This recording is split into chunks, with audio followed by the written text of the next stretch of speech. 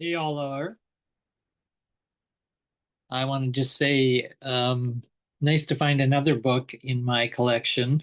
I did a video several months ago on Sam Keene's book, The Passionate Life, and made a big deal and splash about it. You can look at the link below, and I'll post it there if you want to have a look at great books, the island kind of books that you want to go to. And Sam Keene's was great overall on human development, stages of loving, as he calls it, how we move through the child, the rebel, the adult, and then two more stages, yes, after adult, post-adult, to the outlaw, the lover. Sam Keene, a wonderful eclectic um, thinker, teacher, no longer with us, and psychologist as well, and theologian. He had a real eclectic background. Well, next is James Hillman. I have several of his books. Revisioning Psychology was the first one I picked up. James Hillman is a ex-Jungian, as you might call it, or a transformed Jungian psychotherapist, psychoanalyst, really, and that's his training and trained in Switzerland. Reminds me of Arnie Mandel, one of my other favorite psychoanalysts that came out of the Jungian, post-Jungian Swiss tradition and then came to America and started his process psychology. I've got a video on him. I'll also put that link below because those are just like great readers, great people to think with and about where we're going in the world and how to really live in the world. That's why I'm doing these videos in these very dark, difficult times. Well, James Hillman and Michael Ventura, who I'll just introduce to you now as I go through this book. I'll read a few excerpts today. It's really a book review, kind of. Well, it's a video on a book review, but it's like, no, it's not a book review. I don't do straight book reviews. Anybody who knows me and my work over the last 50 years, really. Yeah, I've done a few straight book reviews, but no, I'm not. So I'm an educator, philosopher, and wannabe psychiatrist, I suppose, really cultural psychologist, as I talk about in some of my videos and my writing. James Hillman is a cultural psychoanalyst, for sure, one of the best in my view.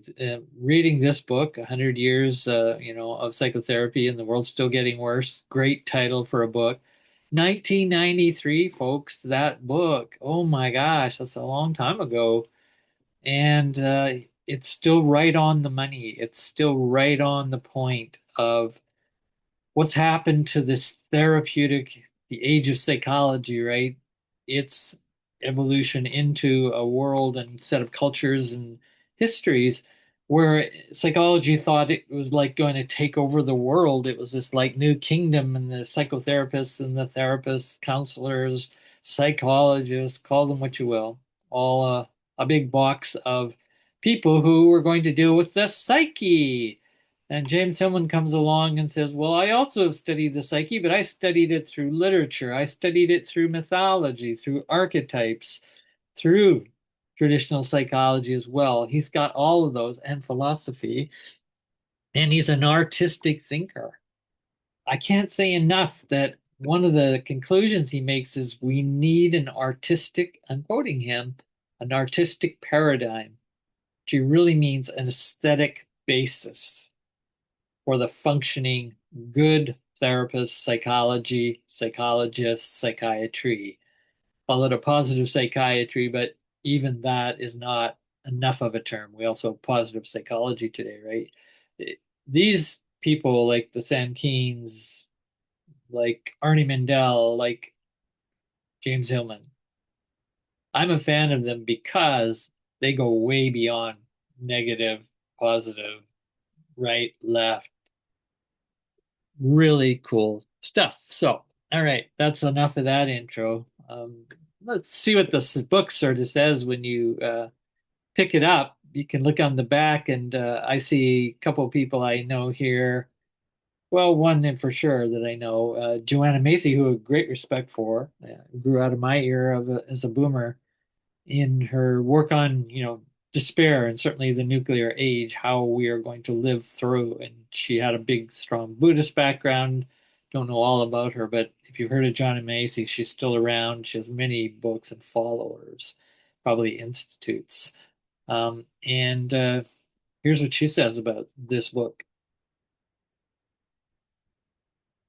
One of the most exhilarating and culturally significant books I have ever read in the last several years. I added ever. One of the most significant books I have ever read in years. So pretty cool that someone like that, Los Angeles Times, all sorts of fresh ideas dart back and forth as in a successful jam session. Jittery, funky, sophisticated brainstorming. Yeah, that's pretty good, Los Angeles Times. Good for you. Washington Post ranges energetically over such subjects as psychotherapy, politics, and aesthetics, method acting and post-war ideas of the self, child abuse, the inner child theory, which they critique, romantic love, which they critique, and America's tradition of anti-intellectualism, which they critique. Seductive precisely because it offers two live voices, James Hillman, Michael Ventura, who met up and are old pals, I guess way back. Michael Ventura. Who is he? Well, he seems to be a journalist, filmmaker, novel writer, just a real cultural critic, not an academic. James Hillman, not an academic either, but someone very academically qualified and very respected for his view on psychology and take on psychoanalysis, especially and transpersonal psychology, but he is probably most famous, James Hillman, for archetypal psychology, which he coined and nailed back early 80s, if not 70s. So long, if you've heard about that, archetypal psychology, that's kind of his thing. Guess what? I read the book. I've read it several times because I've had it for literally for 35 plus years. I actually read the whole thing this time, which is really rare for me. And I did that with Sam Keene's book, really rare. I tend to scan, I'll read from the back, a few pages forward, and go, okay, that's where they're concluding. I don't think I'll read the book, is usually what I conclude. Because if their ending is pretty boring, I'm going, the book's probably pretty boring. Um, where was I going with that idea? I was going to say that yeah, kind of a misnomer. The whole archetypal psychology for James Hillman. That's his shtick, that's his thing, that's what he's going to be known for. And I don't know if he liked that title or not. He probably did somewhat, but I don't think that's really what his core big contribution is. So that's my claim today in this little talk, semi-lecture. And as I say, I will read from the book some excerpts and I'll just do it randomly, which is fun. These guys are doing a dialogue the whole way through. And and everything, obviously Michael Ventura is kind of a, they're like positive and negative water and oil a little bit. They definitely have a lot of overlaps of similar interests, but they also conflict a lot. And it's nice they really are open about it. A lot of respect for that difference and conflict they have. And that's what makes the book really good. But what comes out, and Michael Ventura is obviously very supportive of James Hillman, where he's digging. James Hillman is digging a deep, deep trench into the way our Western mind and the dominant worldview of the Western mind. Think of just coming out of Enlightenment, Western European context world coming into North America. So, yeah, both Americans. James Hillman is digging a deep trench in and underneath the humanistic tradition. And that goes with the Enlightenment modernism, this European thought of the greatness of humans, that humans will figure it out, right? Just like Freud said, I'll figure it out.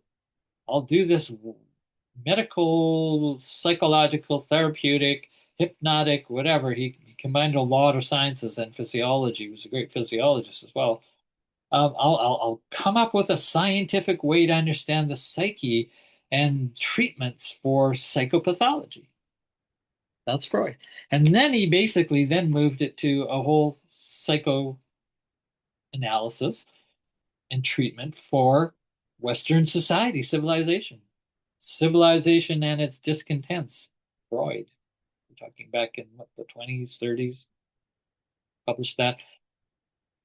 Another cultural psychoanalyst, really, although he wasn't, got a lot of kudos for that, but he really was. And this again, I'm pretty appreciative of Freud and Freudian thought and all the post-Freudians, including Jung and post-Jungians like James Hillman.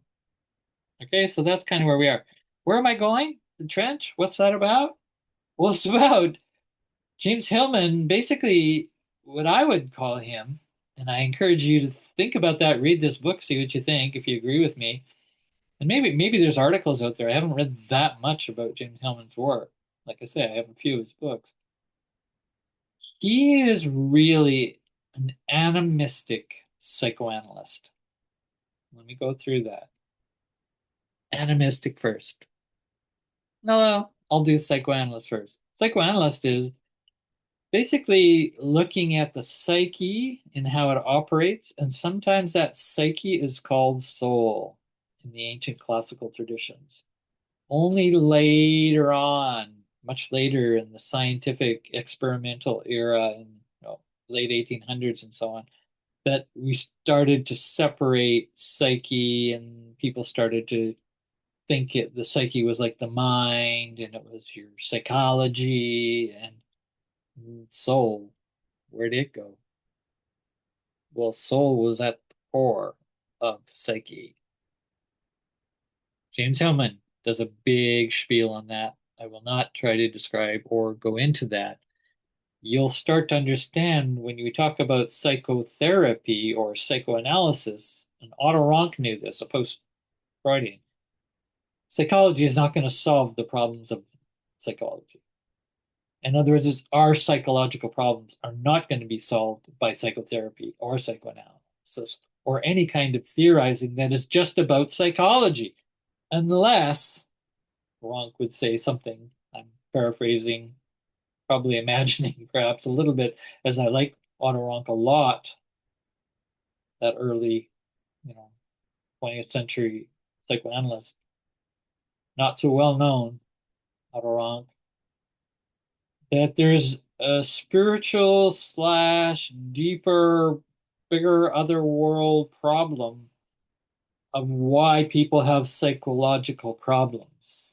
In other words, you, the individual, your little psyche mind is not the source and cause of your psychopathology. Oh, take that in. Excuse me.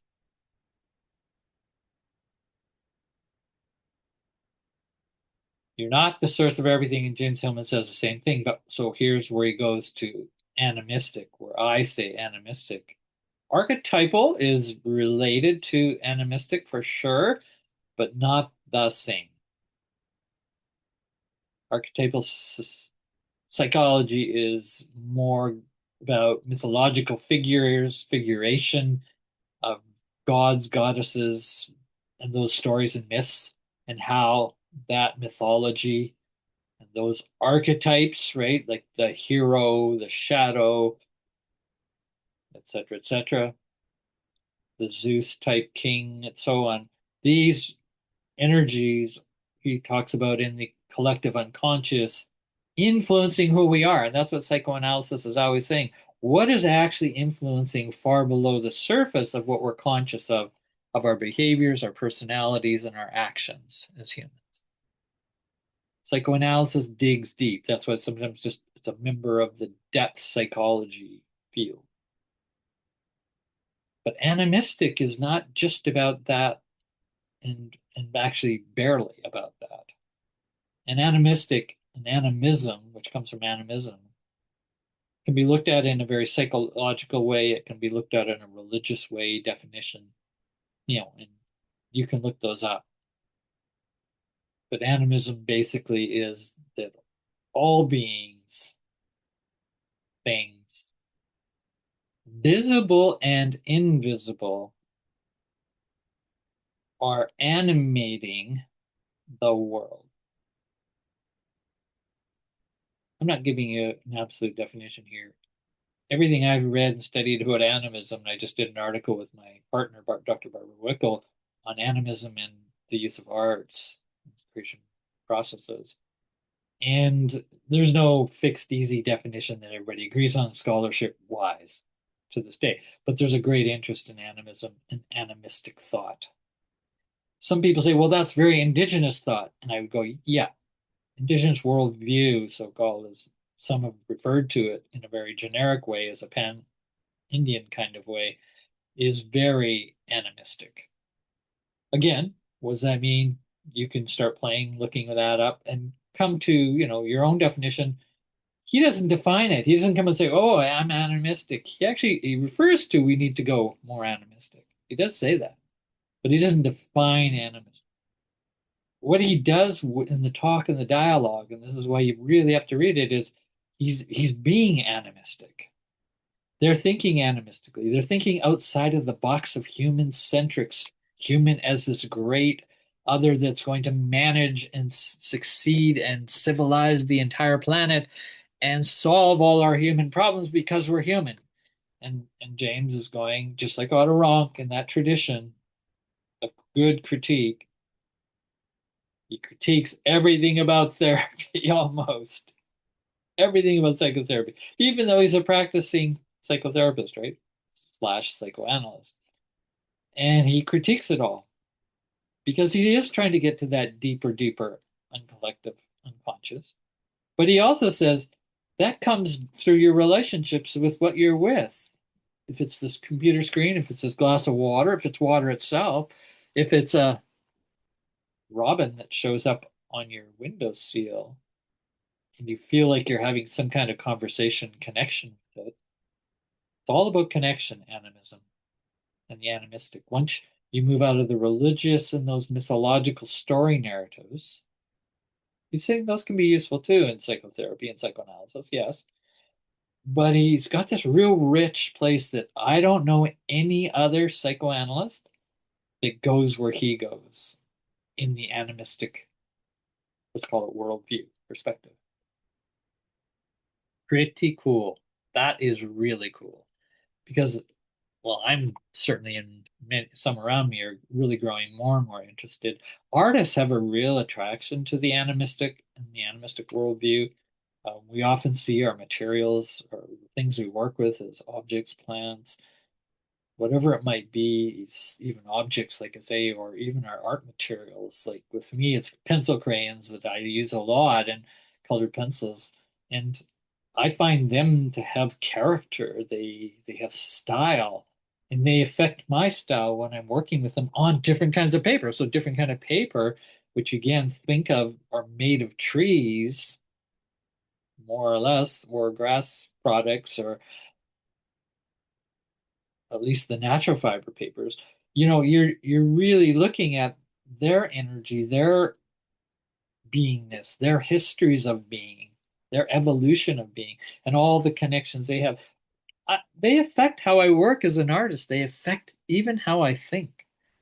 And if I create a puppet that doesn't look like it's real and it's animated like a puppet, and a child comes along and interacts with it, right? This is the easiest way to find what does animism look like? Just watch a child interact with a puppet. That puppet becomes real. So now we're in the world. You can't have animism really working well as a worldview, as an operating system, called it animistic psychology, an animistic worldview, mindset, values, unless you have an imaginal set of values, worldview, and a high valuing of the imaginal relative to and complementary with the rational, reasonable, you know, for upper brain. So we're now in the world of intuition, imagination, the animistic. All right. I think that's enough to get that kicked off. Thomas Pynchon at the front, the great American writer critic. Provocative, dangerous, and high-spirited, end of quote. It is a high-spirited book. They specifically, I'm just opening it now, we'll read a few sections. The first dialogue, A Cell of Revolution, is the title for part one. I'm going to just jump in. Um, and this is kind of a description of how they did the book. So it's just a early opening. Um, Ventura, who Michael, so there's a third narrator here. And I know Michael Ventura kind of wrote a lot of the book because he recorded, as we can see here, Ventura carries a small tape recorder. And when he's with Hillman in these days, it's almost always on, even when they're walking or driving. Their conversation has a theme, psychotherapy. And it has something like a form. They're both big form thinkers. Form over content.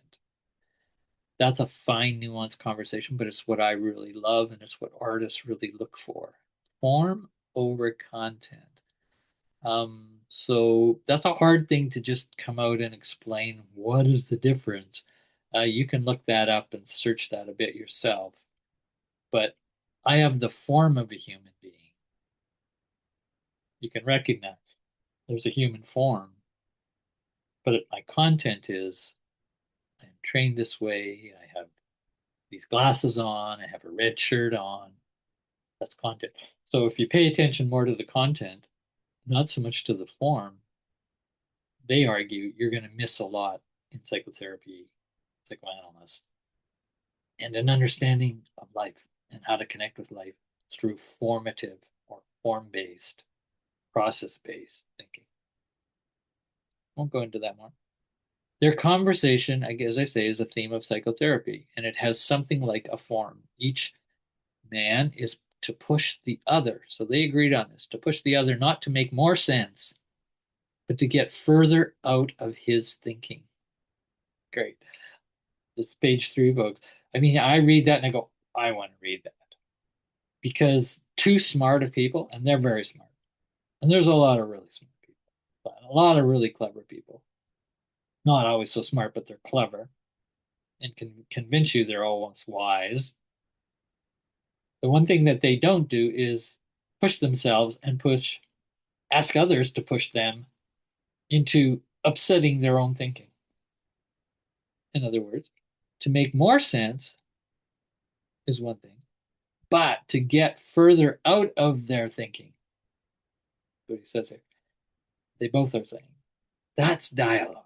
That's the dialogic tradition, the dialogical tradition of pedagogy, of thinking, going way back to Socrates and probably way back before that to many of the spiritual teachers who that was the whole point of going to the guru was not to get all your thoughts reinforced on what you already thought the divine was. It's to go and unwind your thoughts, unwind your thinking, and to get further out of your thinking. Just the famous idea of you come to the teacher. That could be a book, that could be a theorist, it could be a philosopher, it could be someone you admire as a thinker, as a wise person, an elder, whatever. And if you come with a full cup, the wise elder will pick it up pretty quick that, well, you're really here with me because it makes you feel better. And you feel like if you associate with me, it's going to give you a better reputation. And if you can mimic some of the things that I say in the wise quotes that you can bring through memory from the great me or the great book, from God, whatever, that basically then you're going to look pretty good. And you're going to get all your thoughts, your prior thoughts, reinforced more or less. And that is a lot of ego. So, best teachers will actually do this. So, for two great thinkers who are also obviously big teachers themselves, um, they're pushing each other to get out of their own thinking.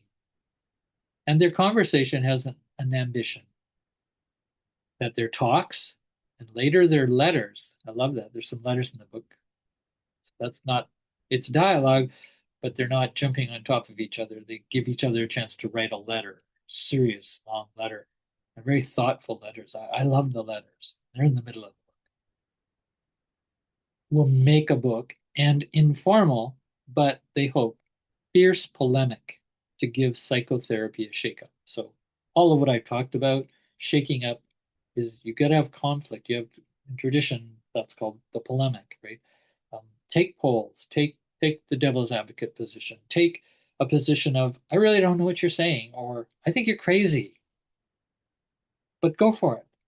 Tell me more. Let's unwind that. Let's go crazy together. And they actually play with that. And the word, their favorite word is madness. You'll see that all over this book. And madness, of course, they know is very dangerous. We think of psychiatric madness, but they also say it's absolutely essential to the psyche. And they use psyche, especially Hillman, in a very capital P way. His definition of psyche, you'd have to like literally spend probably years to fully understand what he means. I've spent a lot of time on him and other people who've talked about psyche, and I feel like I'm still barely understanding it.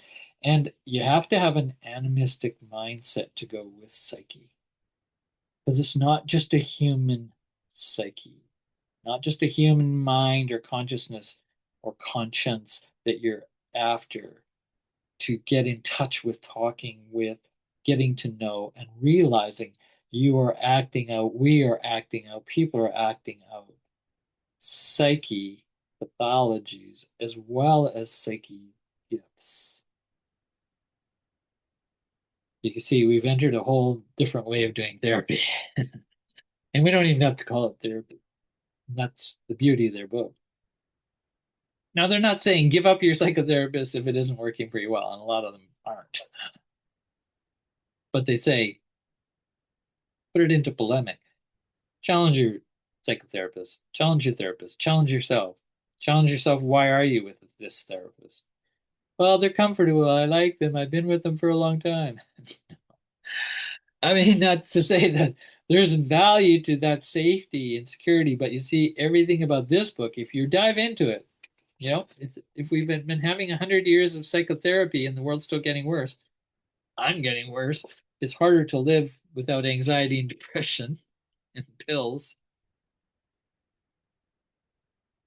If that's the case, folks, like something's probably not working well, and that's the basis of their book. Psychotherapy, that field of psychology, capital P, and how it's been capitalized and professionalized, institutionalized, put under the legal system of the state control of the psychological board and the profession. These guys are going way, way off that track. Okay, so that means they'll have faults. They'll have things that are probably pretty skewy, weird, and probably some not like good advice for you in your situation or in the moment of what a psychologist or psychotherapist has to handle, or a psychiatrist. Regardless of all that, they want to write a book that has fire and passion and stirs up and pushes where psychology itself is unhealthy. Yeah, that's what they're saying. Psychology, capital P, is already unhealthy and probably was, as Otto Rank argues, right from the very beginning, because it was trying to solve something it never should have tried to solve. And really, Otto Rank, I'm not going to go into Otto Rank's work, but basically he says, you're out of your league, psychology. Otto Rank is a psychological theorist. He's a analyst. So it's not like these guys don't know what they're critiquing. They know it.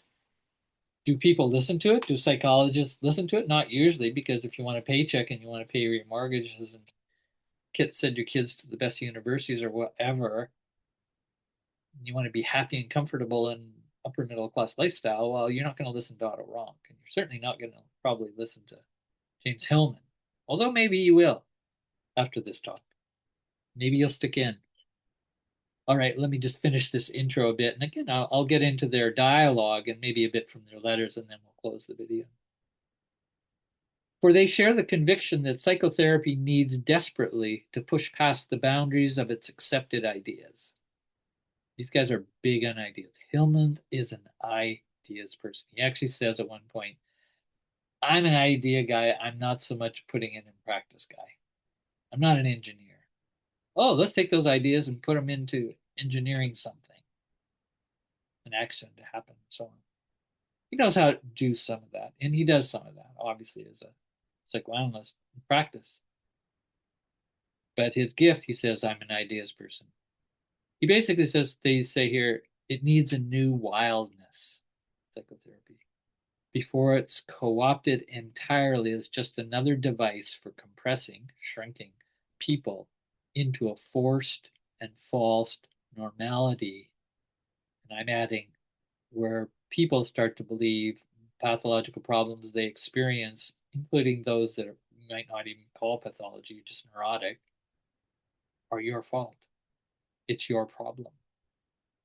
You should do something about it. You should go to a psychologist.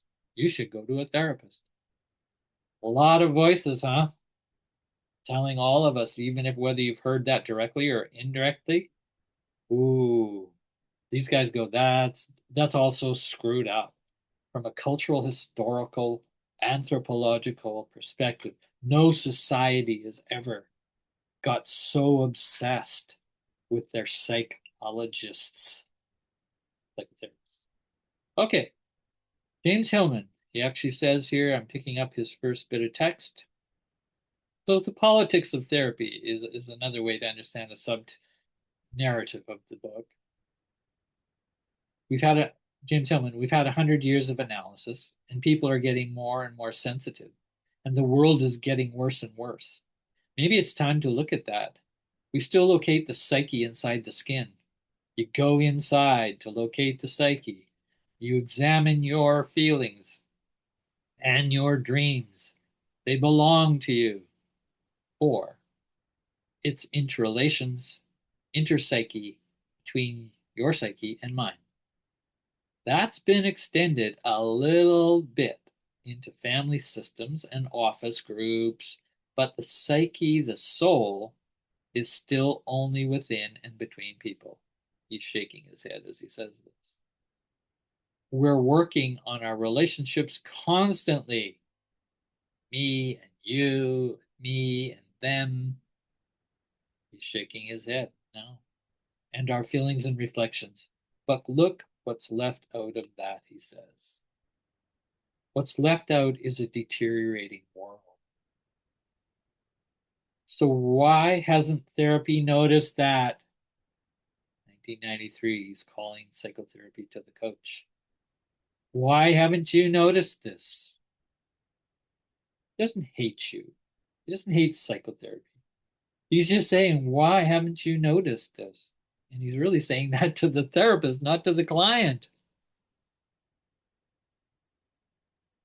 He's an advocate for the client, patient, therapy, the therapon, or the person who is receiving the treatment.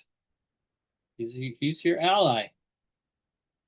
He's also an ally to the therapist because he's saying, I understand it's tough. You can get hooked. You can find that path. That's how you're trained. You can always argue that. Well, that's how we were trained. That's the right way to do it. Because psychotherapy is only working on that inside soul. By removing the soul from the world and not recognizing that the soul is also in the world, psyche, psychotherapy can't do its job anymore. The buildings are sick. The institutions are sick. The banking system's sick. The schools, the streets, the sickness is out there in the world systems. Nowadays, we would call that systems. The soul is always being rediscovered through pathology. So he's basically saying when you have this sick world, like he just diagnosed, page 4, we have pathologies that come out of the living creatures and other places. Buildings can even have pathologies in a way. Even animals, plants. He's not saying necessarily disease, but dis-ease in materials, dis-ease in the structure of, we call it living, non-living. Animate world says it's all living. And yes, pathologies, twists, shadows come forth within and through all of those kinds of beings in different ways, even the ghostly, the unseen, the ancestors. But through that discovery of work in an honest, reflective, and accepting way with pathologies, not just putting them sick, DSM category, or broke the law, criminal category. That's going to take us off track from learning from the pathologizing process. That's Jameson. The pathologizing process is essential. It's happening because it has to happen for the world. You're not an isolated alone. That's the animist.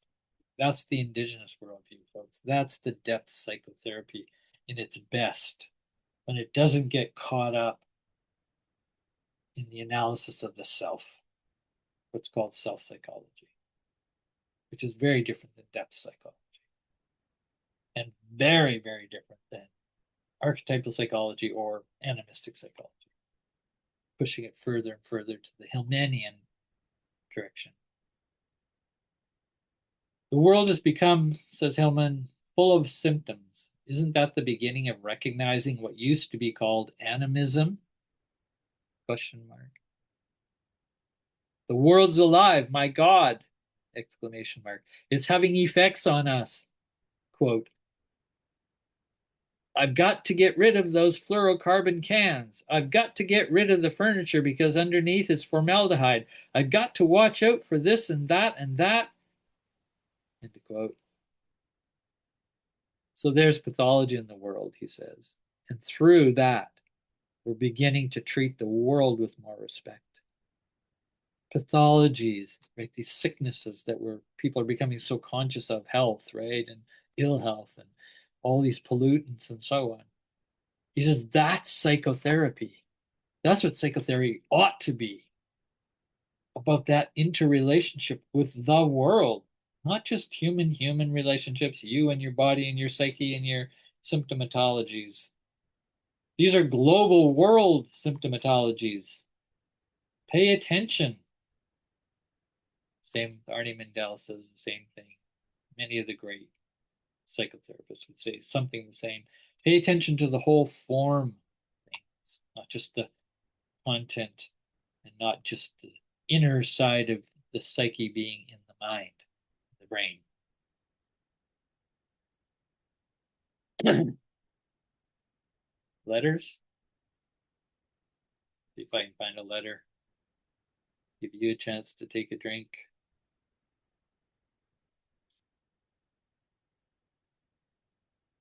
Okay, sometimes Ventura says a lot of good stuff too. I just happen to be picking Hillman. Yeah, so I'm just picking Hillman much near the end of the book.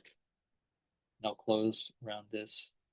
When we were walking through the Los Angeles Museum, you reminded me of a passage in his book, Hillman's book, Revisioning Psychology. Quote, I am working with a psychology of the soul that is based on a psychology of image. Very, very important. That's why artist, animist are the undergird, the undergrid of everything Hillman is thinking and saying and doing, as far as I can tell. Image, the imaginal, the imaginary, the imagination. Okay? Here I am suggesting both a poetic basis of mind and a psychology that starts neither in the physiology of the brain, the structure of language, as a lot of postmodern theorists in psychology and psychotherapy would argue, in psychoanalysis, not in the organization of society only, nor the analysis of behavior, but in the processes of imagination. He is really saying the great psychotherapist, psychoanalyst, cultural psychoanalyst, is paying attention to the imaginal, the imagination working. in and through the symptomatologies, the pathologizing processes, that's where you get. That's where you'll line up and actually get some allyship with those pathologies and some pretty dark forces that are taking us down, taking you down, perhaps, more or less at different times, in really difficult psychological problems, we call them. You want to align with those? You want to get working with them? Well, every therapist wants to align, hopefully, with your client, your patient. That's who's in front of you. The mastery of it, the very best. I think Milton Erickson probably just did this so intuitively and knew it, the great hypnosis psychoanalyst. You got to align. You got to speak the language. You see, you got to speak in poetic language at times, and you got to understand. That's why he studied literature so much, Hillman, and poetry. Literature has great images, drama, theater, right? The theatric of the novel and so on. The play on the stage. See our psyche as this huge play of animistic, and a lot of characters that a child would just say is in their imagination, they're all real. The puppet's real. It's one of the characters in the play. The pathology of you being terrified of the dark, that's a character too. And part psychology today is trying to get at some of that richness of the multitude, right? The multidimensional aspects, that we're not just one psychology person, not just one psyche. Parts parts psychology is a long ways, as far as I know, from what I've read and heard, a long ways away still from Hillman and the deep animistic. Okay, lots I've said today. Maybe just end with this from the letter. Hillman writing to Ventura. If we begin in a poetic basis of mind, then psychologists have to be at home in the poetic, first of all, and that means not white bread. Ouch. Most of our psychologists, and for a long time in this 100 years, he's speaking to in 1993. Now we can say 150 years at least. Very white bread psychology. White being white, Eurocentric, Western, modern, dominating, and all the training of psychologists in those institutions of what I just parked out there as white, capital Y. So here in 1993, Wellman's he's already doing a decolonizing kind of move. Animism, in the new animism's research, is also being used by many theorists in a decolonizing way, trying to get us out of this colonizing of the client, the patient, symptom, the pathologies, the problem, engineering it to get it in the right place so it's useful. This is the white bread tradition. That's what we think we're very good at. I'm as white as anybody, but I'm a critic just like he is. I'm also somebody who studied psychology for 50 years, more or less, practiced it, practiced therapy, been to therapy, been doing healing work in counseling, co-counseling models for 45 years. I deeply understand. When I read this, he's right on. And he's very good at saying how he approaches it. And of course, there's variants and variations. And I would add a lot of those. And if you want to look at my video, I'll put a link. Metapsychology or metrapsychology is my latest. I'm looking for creating a metrapsychology. And that would definitely include the Hillmanian, animistic psychoanalytic tradition. I hate to say it's a tradition because it probably just isn't in the professional circles and in research circles. You're not going to hear about this in university training centers and institutes for the most part, about how to become a good psychiatrist, psychotherapist, psychologist, counselor, dot, dot, dot. Thanks very much for listening today. There's a good book for you if you want, folks. Look forward to connecting with you again. Put your comments below and we'll keep the conversation going.